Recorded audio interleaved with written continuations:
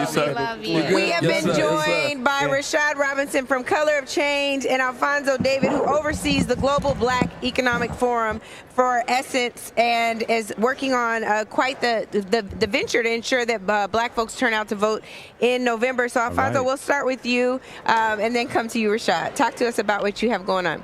So, this, as everyone knows, is one of the most important elections of our lifetime. Yeah. I mean, I think we hear about this all the time every 4 years, but this is really an existential threat to our economic freedom, whether we can actually be free moving forward. And what we're doing at the Global Black Economic Forum, working along with Essence, is we launched an initiative called Paint the Polls Black. That's it. We want to make sure people understand that our rights are on the line. And so this is about voter education, voter registration, voter mobilization, and importantly, voter protection. That's right. Because if you show up to vote and they tell you that you need a third form of ID, or they tell you that the polling station is closed, when in fact it's open for another 2 or 3 hours, that's voter suppression. That's right. And if you don't know what your rights are, you don't know who to call. So we entered into a partnership with the Lawyers Committee for Civil Rights to make sure that people have the information, right? We can't be in a position now where people are mobilized, they're registered to vote, and they show up, but they can't vote. We see what's happening in Georgia. We see what's happening across the country. That's right. They just passed a piece of legislation where anyone can challenge your ability to vote without any evidence. That's right.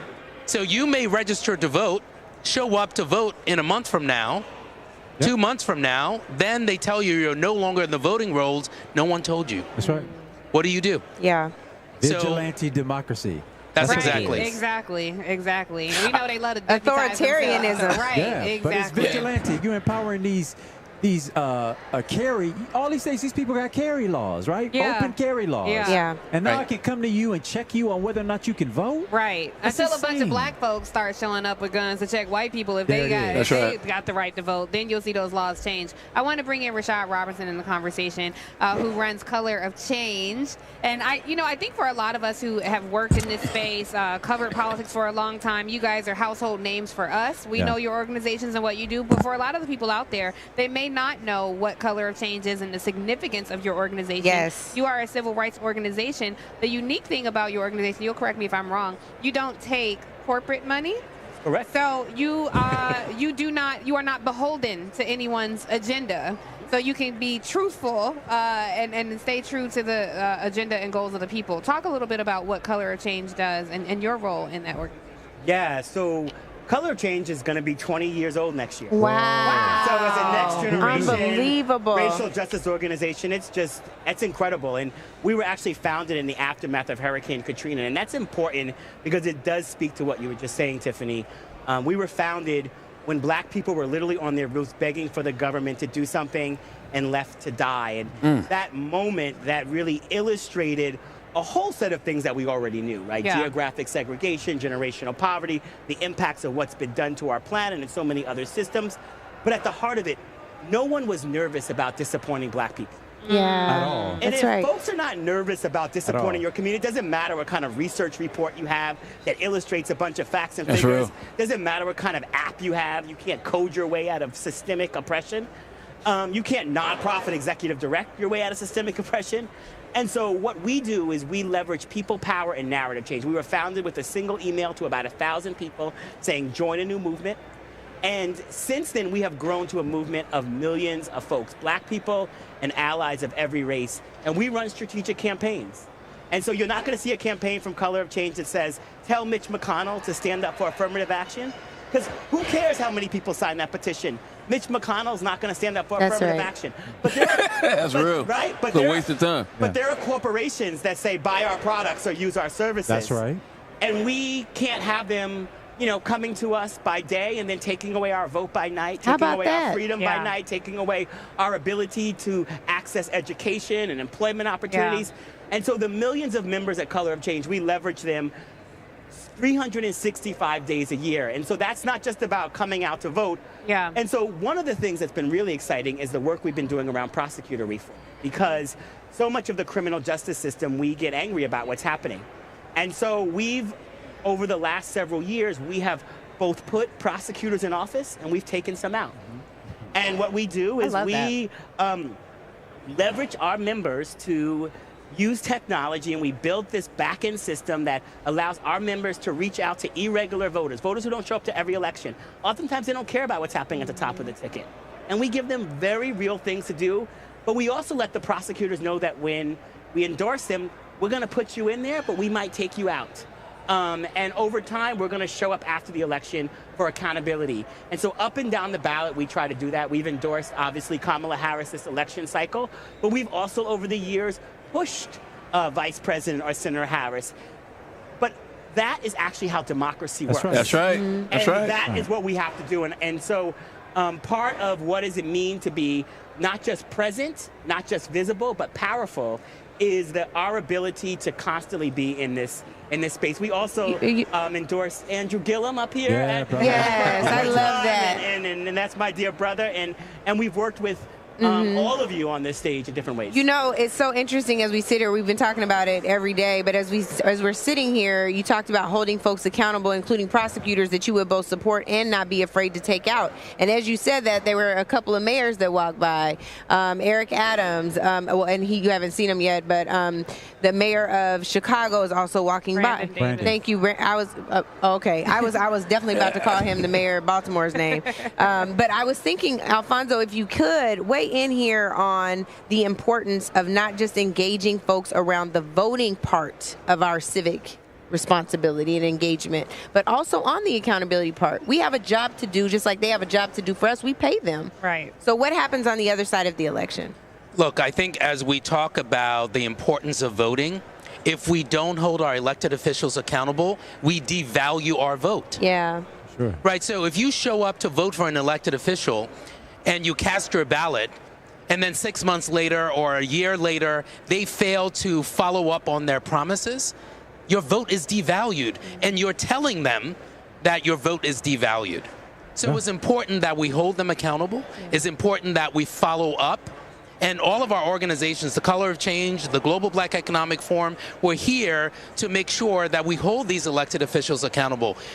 We can talk about the issues. We can talk about employment, housing, public accommodation, credit. In all of those categories, black people suffer significant disparities. Yeah. So if we're electing people to address those disparities, we have to hold them accountable. Yeah. And if we don't, all they have to do is the following 2 or 4 years or 6 years, depending on where they are, they'll say what they say every election cycle. We vote for them every election cycle and nothing changes. So part of the apathy that I'm concerned about is people say, I vote every election cycle and nothing changes. Yeah. Well, nothing changes because we're not holding our elected officials accountable. I agree wholeheartedly. Well, can I get off of the other side of that, which is we're in Chicago. Kim Foxx came in as a prosecutor and ushered in reforms across this community, and now she has decided not to run for re-election, largely because the police union and all of the institutions that she upset with her reforms challenged her and said, we will come after you, we will take you down. The same thing happened with Aramis Ayala. There are cases that we can cite all over the country where we have gotten behind these reform-oriented prosecutors, these reform-oriented elected officials, but nobody has been there to have their back to make sure that we got some protection for our folks. And this may not be y'all's job that are sitting here.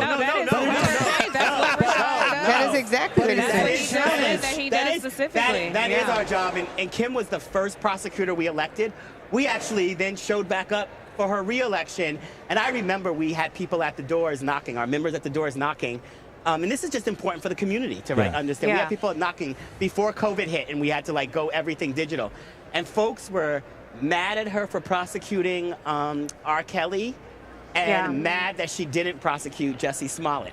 And we had to spend a lot of time trying to help people make sense of all that and really talk big picture around all the things that she was no longer prosecuting. That's right. The people that had been released, the things she had done on drugs, the reduction in size of Cook County Jail, which is one of the largest jails in the country. This was very clear things. I just saw Kim yesterday, and yes, the police union, we have a police union prosecutor kind of engagement program. Just recently, we've had victories at the city council here in Chicago, where we've been reducing the power of the police unions. They were actually trying to bring the cases against police where they are being held accountable. They tried to make all those hearings private. And we won at the city council recently, mobilized our members to hold them accountable. But we need more people. That's right. No single organization can do it alone. Right. And the attacks on Amara Sayala and Kim Foxx are not just about attacks on prosecutors. I think people have to understand the larger thing we're going to be facing this election cycle.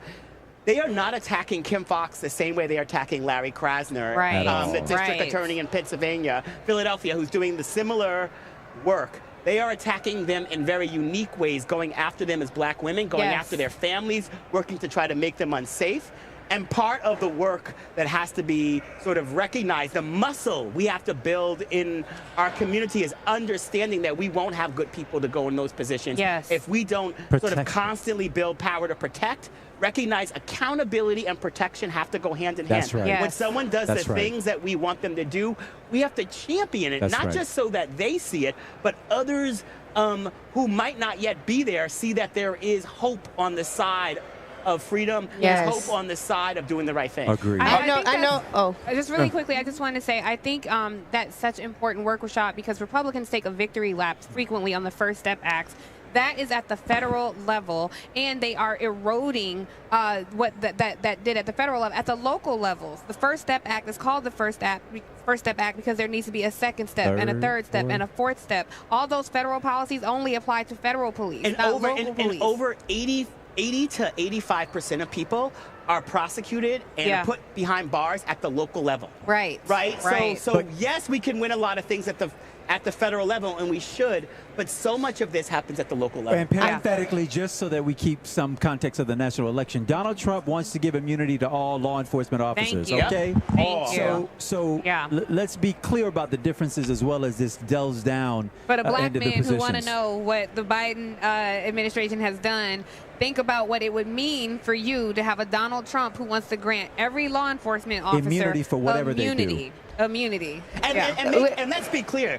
They are not prosecuting crimes on Wall Street and on Capitol Hill. We're at the highest level. This is not about the kind of big systemic level crimes that they're putting people behind bars for that actually hurt people. They're attacking people for low level crimes, one-on-one crimes, but the sort of big high level sort of crimes that fleece and steal our communities, that put us in harm's way, that steal people's paychecks, that make people unsafe, that steal people's health.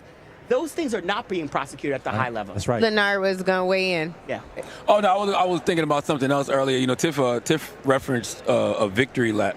And I thought that was such a good term because it feels like Democrats are already taking one. It feels like it's not enough energy going into energizing people to vote, registering people to vote. It feels like it's almost a coronation happening here, but the election is not a guarantee. So how do we make sure people are focused on actually voting over the next 80 days? I would say everyone, 76. if you didn't listen to Michelle Obama's speech last night, we should have it on repeat. Word. So good. We should have it on repeat. Yeah. It was one of the best, if not the best. Do you think it should have been last? We've been talking about that. She should have been the closer. Y'all know that. Closer. Easily. The audacity of President Obama. Come on, Alphonso, Well, no I'll just question. say, I think it was the best national convention speech I've ever heard in my life. So good. Yeah. Period. But What about Barack Obama in 2000? What was that, 2006? 2004. Oh, 2004. You're right. It's 2004. Michelle by had my that one. opinion. Yeah, I'm with you. I'm with you. Bodied it. I'm with you. But, you know, we have to understand that this is going to be a fight over the next few weeks, over the next few months. Yes. This is great. Yeah. We are mobilizing here. There are folks that are coming with the same vision and the same perspective. But when we leave the stadium, there are a lot of people who disagree with what's happening here. That's right. That's right. That's And right. so we have to be mindful about the work that we need to do. Yeah. As she said, we have to make sure we're standing up, we're doing the work.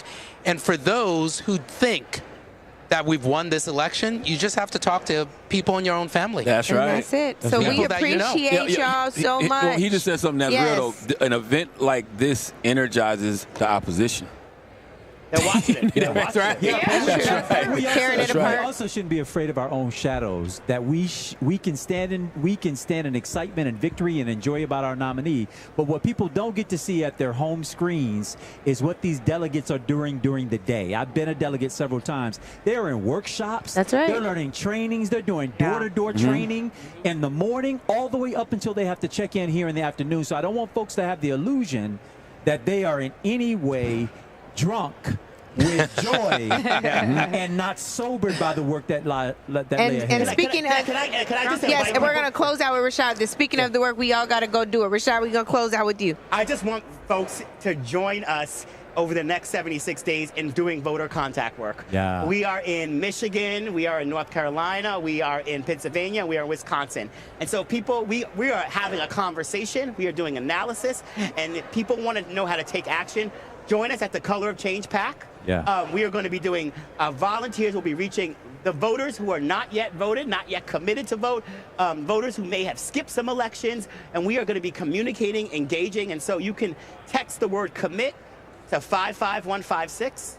The word commit to 55156. I'm just all about action in this moment. That's it. Because we are talking a lot about everything that we need to do, and so I want to just demystify it for everyone. There's a lot of places you can go, not just Color of Change PAC, but I want to invite you that we have a tested, true, data-driven program that's going to be reaching voters, and we've proven over the years that we are able to turn voters out that don't regularly vote in elections through the power of people like you who are listening, who do want to get involved and who want to volunteer, and that's a way to engage. Thank you so much, Rashad. We And appreciate Alphonso, it. where can people find out more information about your initiative as well? I would say go to painttheposeblack.com, go to gbef.com. As Rashad said, there are many of us doing this work. Yep. You can go to a variety of organizations. We're going to have events over the next few months. For the first event, we had more than 200,000 people participate. Wow. Wonderful. That's so good. I'm More work impressed to with you come. guys. Thank you all for having us. Thank you so Brother. much.